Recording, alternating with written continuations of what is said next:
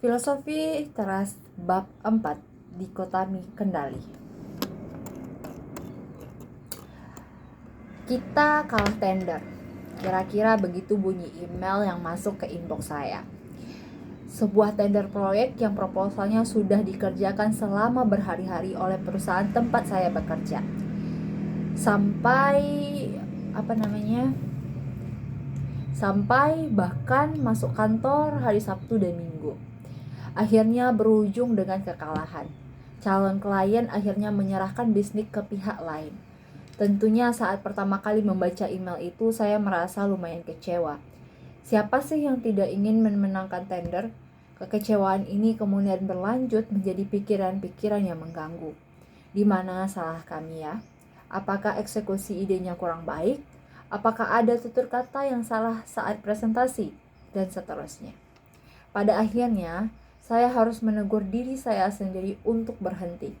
Kami tentu harus mengevaluasi diri, tetapi tidak perlu sampai menyesali secara berlebihan. Sebuah keputusan calon klien tidak ada dalam kendali kami. Kami memang bisa berusaha sebaik-baiknya dalam menyiapkan proposal, tetapi keputusan akhir sepenuhnya sudah di luar kekuasaan kami. Mengingat kembali hal itu membuat saya merasa sedikit lebih tenang. Masih ada hari esok yang masih harus diperjuangkan. Something are up to us, something are not up to us. Epictetus, Echiridio. Ada hal-hal di bawah kendali, tergantung pada kita. Ada hal-hal yang tidak di bawah kendali, tidak tergantung pada kita. Jika harus memilih, hanya bisa mengingat satu kutipan saja dari berbagai teks tentang filosofi teras. Biarkan kalimat dari Epictetus di atas yang selalu pembaca ingat. Kali ini begitu sederhana, begitu mudah dipahami, dan mungkin saat ini kamu berpikir, nenek-nenek Gen X juga tahu, apalagi gue yang milenial. Namun, apakah kamu benar-benar tahu? Sekedar pernah mendengar atau merasa tahu tidak sama dengan benar-benar tahu, yaitu benar-benar meresapi, mendalami, dan menerapkannya. Ya, prinsip ini disebut dengan dikotomi kendali atau dikotomi of control. Bisa dibilang semua filosofi Stoa sepakat pada prinsip fundamental ini, bahwa ada hal-hal di dalam hidup yang bisa dikendalikan dan ada yang tidak. Hal-hal apa saja yang masuk ke dalam kedua divisi ini menurut Stoicisme? Tidak di bawah kendali kita. Yang pertama, tindakan orang lain, kecuali tentu dia berada di bawah ancaman kita. 2. Opini orang lain, reputasi, popularitas kita, kesehatan kita, kekayaan kita, kondisi saat kita lahir seperti jenis kelamin, orang tua, saudara, etnis, suku, kebangsaan, warna kulit, dan lain sebagainya. Segala sesuatu di luar pikiran dan tindakan kita seperti cuaca, gempa, dan peristiwa alam lainnya. Lalu ada banyak hal yang belum ada di masa para filsufis Stoa hidup, tetapi dapat dikategorikan di sini sebagai harga saham, indeks pasar modal, razia sepeda motor, dan nilai tukar rupiah. Di bawah kendali kita sebagai berikut. Yang pertama, pertimbangan atau judgment, opini dan persepsi kita. 2. Keinginan kita. 3. Tujuan kita. 4. Segala sesuatu yang merupakan pikiran dan tindakan kita sendiri. Lebih lanjut, Epictetus menjelaskan dalam buku Echiridion, hal-hal yang ada di bawah kendali kita bersifat merdeka, tidak terikat, tidak terhambat. Tetapi hal-hal yang tidak berada di bawah kendali kita itu bersifat lemah, bagai budak, terikat dan milik orang lain. Karenanya, ingatlah, jika kamu menganggap hal-hal yang bagaikan budak sebagai bebas dan hal-hal yang merupakan milik orang lain sebagai milikmu sendiri, maka kamu akan meratap, dan kamu akan selalu menyalahkan para dewa dan manusia. Dalam bahasa gampangnya, siap-siap saja kecewa cuy kalau lu terobsesi pada hal-hal di luar kendali lo, seperti perbuatan atau opini orang lain, kekayaan kita, bahkan sampai kesehatan kita sendiri, atau menyesali kondisi kita terlahir misalnya. Awal eksistensi kita di dunia ini adalah sebuah hal yang sangat di luar kendali kita. Kita tidak pernah meminta untuk dilahirkan. Lini adalah konsekuensi perbuatan orang tua kita di sebuah malam yang dingin dan romantis saat hujan baru usai bulan purnama. Dan kita sama sekali tidak memiliki hak suara untuk menentukan jenis kelamin kita, warna kulit kita, jenis rambut, kesehatan, dan lain sebagainya. Banyak orang sampai usia dewasanya masih menyesali kondisi dia terlahir. Pikiran-pikiran seperti mengapa saya terlahir menjadi orang Sunda, padahal seharusnya saya orang Viking. Mengapa saya harus terlahir tahun 1990, padahal saya maunya lahir zaman Star Trek. Mengapa saya punya rambut keriting, padahal saya ingin punya rambut yang lurus. Bagi filosofi teras, penyesalan seperti ini adalah kesia-siaan, karena menyesali hal-hal yang ada di luar kendali kita. Stoicisme mengajarkan bahwa kebahagiaan sejati hanya bisa datang dari things we can control, hal yang ada di bawah kendali kita. Dengan kata lain, kebahagiaan sejati hanya bisa datang dari dalam. Sebaliknya, kita tidak bisa mengantungkan kebahagiaan atau kedamaian sejati kepada hal-hal yang tidak bisa kita kendalikan. Bagi para filsuf Stoa, menggantungkan kebahagiaan pada hal-hal yang tidak bisa dikendalikan seperti perlakuan orang lain, opini orang lain, status dan popularitas, kekayaan, itu tidak rasional. Dalam bab sebelumnya, kita sudah melihat bagaimana Stoicisme mengajarkan bahwa kita wajib menggunakan nalar dan rasionalitas agar selaras dengan alam dan terhindar dari kebiasaan menyalahkan Tuhan dan orang lain. Pernah menyalahkan Tuhan atau orang lain untuk rezeki, reputasi, dan kesehatan kita? Udah, ngaku aja. Menggantungkan kebahagiaan pada hal-hal yang di luar kendali itu tidak rasional. Karena bagaimana kita bisa benar-benar bahagia jika pencapaian akan hal-hal tersebut tidak sepenuhnya berada di tangan kita. Hal-hal yang tidak merdeka, bagaikan budak, dan merupakan milik atau ditentukan orang lain.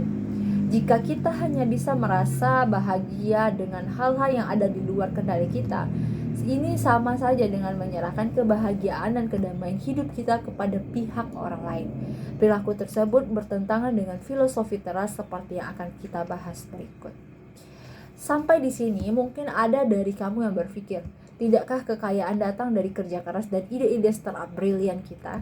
Tidakkah ketentraman bisa dibangun dengan jerih payah kita seperti misalnya memposting ratusan selfie dan video di media sosial? Apalagi soal kesehatan. Masa sih ini di luar kendali kita? Sejak kecil kita diajarkan untuk memelihara kesehatan dengan mengkonsumsi makanan sehat dan berolahraga. Harusnya kekayaan dan ketenaran apalagi kesehatan termasuk dalam hal-hal yang bisa kita kendalikan dong. Disinilah pentingnya memahami kendali. Bukan hanya soal kemampuan kita memperoleh, tapi juga mempertahankan. Kenyataan, kekayaan, ketenaran, dan kesehatan memang bisa diusahakan untuk dimiliki. Tapi apakah kita yakin bisa sepenuhnya mempertahankannya? Atau sesungguhnya semua itu adalah hal-hal yang sangat rapuh, ringkih, dan mudah lenyap bagai asap rokok di sudut pemurni udara? Iya, begitulah. Jadi intinya adalah menyangkutkan hal-hal di luar kendali kita seperti kekayaan, reputasi, dan kesehatan. Bahkan sesudah memilikinya, kita akan selalu dihantui rasa was-was kehilangan hal-hal tersebut, gitu ya. Karena semua ini berada di luar kendali kita, maka kemungkinan hal tersebut hilang benar-benar nyata. Kita bisa kehilangan karir, reputasi, status, pacar, maupun harta dalam sekejap. Lalu karena tidak berada di bawah kendali kita, maka hal tersebut bisa direnggut sewaktu-waktu dari kita. Dan tidak masuk akal untuk menguntungkan kebahagiaan pada hal-hal yang kapanpun bisa lenyap di hidup kita. Filosofi Stoa mengambil pendekatan yang sangat logis. Ngapain lo bahagia untuk sesuatu yang sewaktu-waktu bisa hilang? Siapapun yang menginginkan atau menghindari hal-hal yang ada di luar kendalinya tidak pernah akan benar-benar merdeka dan bisa setiap pada dirinya. Tapi akan terus terombang-ambing hal-hal tersebut, ujar Epictetus dalam Discourse-nya. Menarik di sini bahwa Epictetus mencatat dua sikap umum terhadap hal-hal di luar kendali kita. Menginginnya seperti mengingini kekayaan, popularitas, kecantikan, dan lain sebagainya. Kita bisa terobsesi menghindari hal-hal buruk dalam hidup kita, seperti kemiskinan, kesusahan, kejahatan, kematian, dan lain-lain. Namun, sama dengan keinginan, maka menghindari hal-hal di luar kendali kita adalah kesia-siaan. Keinginan dan ketakutan akan hal-hal di luar kendali kita bagaikan rantai yang membelenggu, sehingga kita tidak pernah benar-benar merdeka. Ketika segala keputusan kita didorong dan dipengaruhi oleh nafsu ingin memiliki atau menghindari hal-hal di luar kendali kita, sebenarnya kita telah diperbudak hal-hal tersebut. Jika ingin 4 kebijakan virtu dalam filosofi teras, keberanian, kebijaksanaan, menahan diri atau temperance, dan keadilan, maka 2 di antaranya, keberanian dan menahan diri, adalah sikap menghadapi hal-hal di luar kendali di atas. Manusia yang rasional diharapkan bisa menahan diri dari keinginan akan hal-hal di luar kendali kita, seperti harta benda, reputasi, minuman, seks, kesehatan, dan lain sebagainya.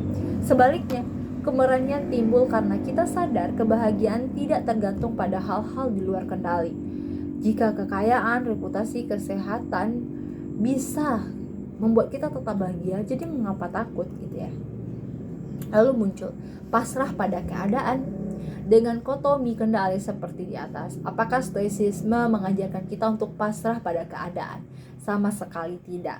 Di semua situasi, bahkan saat kita merasa tidak ada kendali sekalipun, selalu ada bagian di dalam diri kita yang tetap merdeka, atau pikiran dan persepsi. Ada sebuah analogi menarik dari literatur stoicisme yang menjelaskan tentang kemerdekaan di dalam situasi dan tidak bisa dikendalikan. Bayangkan, seekor anjing yang terikat lehernya ke sebuah gerobak. Saat gerobak bergerak, anjing itu pun pilihan. Pertama, dia bisa mengotot pergi berlawan arah dengan si gerobak, atau yang hasilnya adalah lelah karena dia tidak mungkin bisa menang melawan gerobak itu, dan lehernya akan tercekik sampai tersenggal-senggal. Pilihan kedua, dia bisa memilih untuk berjalan mengikuti arah dan kecepatan si gerobak tanpa harus tercekik. Bahkan dia masih bisa menikmati pemandangan dan bergeria dengan anjing lain di jalan. Ketika anjing ini melawan hal-hal di luar kendalinya, dalam hal ini gerobak yang berjalan, dia hanya menemui penderitaan. Namun ketika dia memfokuskan pada hal yang bisa dikendalikan, yaitu mengikuti gerobak, menikmati pemandangan sambil mengedipkan mata pada anjing lain, maka dia tetap bisa merasakan bahagia. Kalau kita berpikir analogi anjing di atas berlaku kejam untuk diterapkan di situasi manusia, coba bayangkan pengalaman kedua orang berikut. Pertama, ada Vice Admiral James Stockdale, seorang pilot angkatan laut Amerika Serikat yang terjun di Perang Vietnam. Stockdale menerbangkan 150 misi terbang di atas wilayah musuh, Vietnam Utara, dan pada September 1965, pesawatnya ditembak jatuh di wilayah musuh. Stockdale berhasil menyelamatkan diri dengan terjun keluar menggunakan parasut. Filosofi teras yang dipelajarinya akan menjadi bekal untuk bertahan hidup secara fisik dan moral. Saat ia harus memasuki wilayah musuh, Stockdale berkata dengan dirinya sendiri, "Saya meninggalkan dunia teknologi dan masuk dunia Epictetus." Wow. Sesudah ditangkap, Stockdale dikeroyok dan dipukuli oleh tentara musuh. Sedemikian rupa di kemudian hari menyebabkan ia berjalan pincang untuk seumur hidupnya. Stockdale ditahan sebagai tawanan perang selama 7,5 tahun dan lebih dari 4 tahun dari masa itu dihabiskan dalam sel isolasi. Bayangkan, kamu tidak bisa berhubungan dengan manusia lain selama lebih dari 4 tahun. Selama ditawan, Stockdale disiksa selama 15 kali. Selama di tahanan itu juga, Stockdale berusaha mempertahankan moral tawanan lain dan menghibur mereka jika mereka akhirnya takluk di bawah penyiksaan fisik. Sesudah bertahun-tahun melalui isolasi, cedera permanen, dan penyiksaan, akhirnya Stockdale dibebaskan dan kembali ke Amerika Serikat. Beliau kemudian menulis esai berjudul Courage Under Fire, Testing Epictetus' Doctrines in a Laboratory of Human Behavior, yang artinya keberanian dalam serangan, menguji doktrin Epictetus di dalam laboratorium perilaku manusia. Bagaimana stoicisme membantunya melalui episode paling gelap dalam hidupnya. Kedua, jika kamu mengalami situasi di mana ayah dan ibu, saudara laki-laki, dan istrimu yang sedang hamil harus mati di komplek tahanan ghetto dan kampung konsentrasi di waktu yang berdekatan. Apakah kamu bisa tetap waras dan tegar? Itulah yang dialami Viktor Frankl, seorang psikiater yang hidup di Australia saat Perang Dunia II. Ketika tentara Nazi Jerman memasuki Austria, Frank dan keluarganya yang keturunan Yahudi diciduk dan dikirim ke Ghetto Yahudi. Kemudian dipindahkan lagi ke kamp konsentrasi. Ayah Frank meninggal di ghetto pada 1943. Lalu ibu, saudara laki-laki, istri dibunuh di kamp konsentrasi. Selama di kamp konsentrasi, Frank tetap aktif bekerja menyediakan kelas pengajaran dan juga layanan kesehatan bagi sesama tawanan. Sampai akhirnya, ia dibebaskan dengan datangnya pasukan Amerika Serikat. Selesai Perang Dunia II, Frank kembali ke Vienna dan menulis buku mengenai pengalamannya di kamp konsentrasi. Bukunya yang berjudul Man's Search of Meaning, Pencarian Manusia Akan Makna, menjadi salah satu buku psikologi paling populer sepanjang masa dan menjadi basis untuk terapi psikologi Frank yang disebut logoterapi. Wow, luar biasa. Dari pengalaman Frank menyimpulkan bahwa di dalam situasi yang paling menyakitkan dan tidak manusiawi, hidup masih bisa memiliki makna. Dan karenanya penderitaan pun dalam bermakna meaningful. Kita tidak bisa memilih situasi kita, tapi kita selalu bisa menentukan sikap atau attitude kita atas situasi yang sedang dialami. Kisah kedua tokoh di atas cukup memberikan jawaban apakah filosofi teras artinya identik dengan pasrah pada keadaan.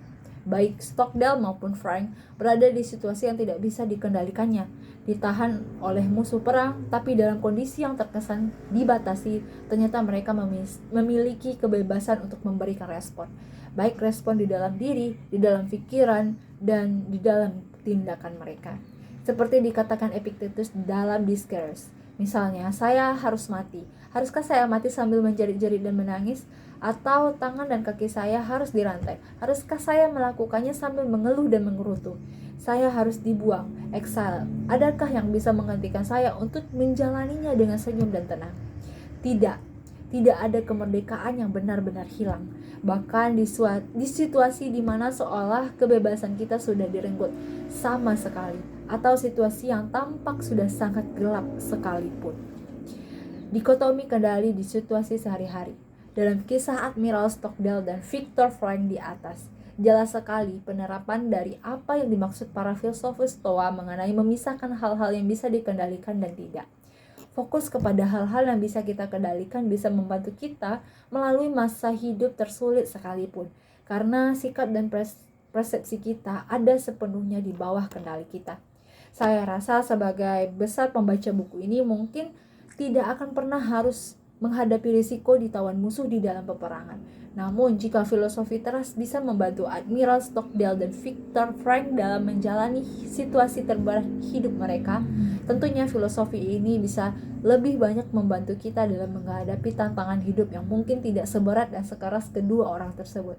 Mari kita ambil situasi umum di antara para pembaca muda, yaitu first date atau kencan pertama. Situasi yang bisa menyebabkan penuh kecemasan bagi kedua belah pihak. Filosofi teras bahkan bisa diterapkan di sini. Rasanya hampir sebagian besar dari kita pasti merasa deg-degan saat akan melakukan date pertama. Apalagi jika orang-orang yang diajak kencan sudah lama kita idam-idamkan. Ketakutan paling besar adalah apakah kencan gue akan sukses? Apakah dia bakal tertarik sama gue? Apakah orang tuanya bakal melepas anjing Doberman saat gue memencet bel rumahnya? Dan lain-lain. Dengan dikotomi kendali, kita bisa memisahkan kencan pertama ini menjadi beberapa bagian. Dan tergantung sih dengan kita bagaimana menyikapi sesuatu dan bagaimana kita untuk menjalani sesuatu. Ya, dan ya itulah yang menjadi sebuah hal yang harus kita perhatikan dan harus kita dalami dalam menjalani kehidupan. Masih banyak sebenarnya bagian-bagiannya, tapi kita cukupkan dulu di part 1 ini. Kita lanjut di part berikutnya. Thank you.